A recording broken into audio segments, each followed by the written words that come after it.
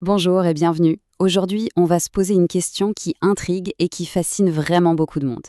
Est-ce qu'une simple fréquence sonore, la fameuse 528 Hz, peut réellement agir sur notre ADN? C'est une promesse énorme. Alors creusons un peu tout ça pour y voir plus clair. Alors oui, son petit nom, c'est la fréquence miracle. Ce n'est pas rien, ça vient de cette croyance qu'une vibration sonore pourrait comme ça entrer en résonance avec notre biologie la plus profonde, avec à la clé des promesses de guérison, de renouveau. Mais qu'est-ce qu'il y a de vrai là-dedans?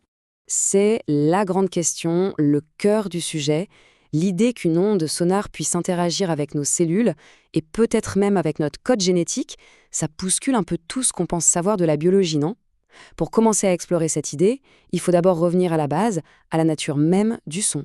Alors voilà, avant même de parler d'ADN, un truc qui est hyper complexe, regardons quelque chose de plus simple mais d'absolument essentiel, le son.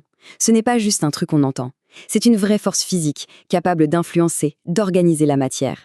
Cette idée, on la retrouve dans plein de traditions anciennes et même dans des théories physiques modernes. En gros, tout, absolument tout, des atomes aux planètes en passant par nos propres organes, tout ça vibre. Chacun a sa propre fréquence. Rien n'est jamais immobile. Tout est en mouvement. C'est cette espèce de danse vibratoire qui tisse la réalité. Ok, mais comment on peut voir ce pouvoir? Eh bien, il y a une science passionnante pour ça, la cimatique. Et là, on n'est pas dans l'abstrait, hein. C'est une science qui nous permet de voir, de nos propres yeux, comment le son peut littéralement sculpter la matière. L'expérience de base est hyper simple et fascinante. Imaginez une plaque de métal sur laquelle on a saupoudré du sable. Au début, c'est le désordre.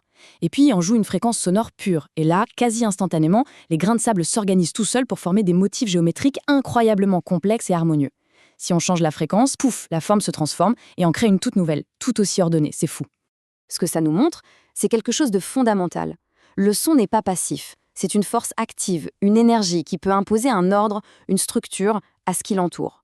En gardant bien ça en tête, on peut maintenant s'intéresser à des fréquences beaucoup plus précises. Alors, si des sons tout simples peuvent organiser du sable, qu'est-ce que des fréquences spécifiques pourraient bien faire sur des systèmes bien plus complexes, comme le corps humain par exemple? C'est la question que se sont posées certaines traditions anciennes. Elles ont même développé un système très particulier, le solfège sacré. Et devinez quoi, la fréquence 528 Hz y a une place centrale. En fait, cette fréquence de 528 Hz, elle ne sort pas de nulle part. Elle appartient à un ensemble de 6 fréquences qu'on appelle le solfège sacré et qui viendraient des anciens chants grégoriens. Dans ce système, une note, ce n'était pas juste une hauteur de son, ça portait une intention, un bienfait précis aussi bien spirituel que physique. Chaque fréquence avait donc une sorte de mission. Par exemple, le 417 Hz serait là pour aider à se libérer des traumatismes.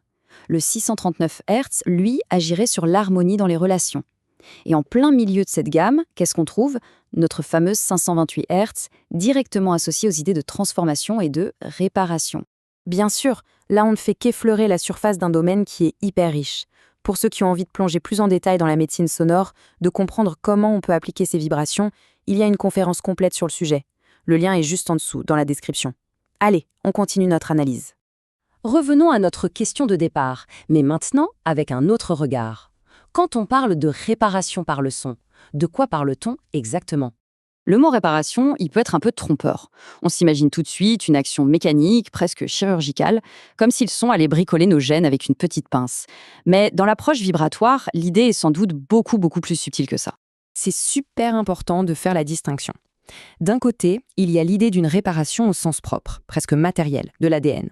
De l'autre, on a une vision plus globale, où il s'agirait plutôt de réaccorder nos cellules. L'objectif ne serait pas de reconstruire un truc cassé, mais plutôt de rappeler au corps sa fréquence de fonctionnement idéale, de retrouver un équilibre qui a été perdu. Prenez l'image d'un instrument de musique, un violon par exemple. Quand il est désaccordé, il sonne faux.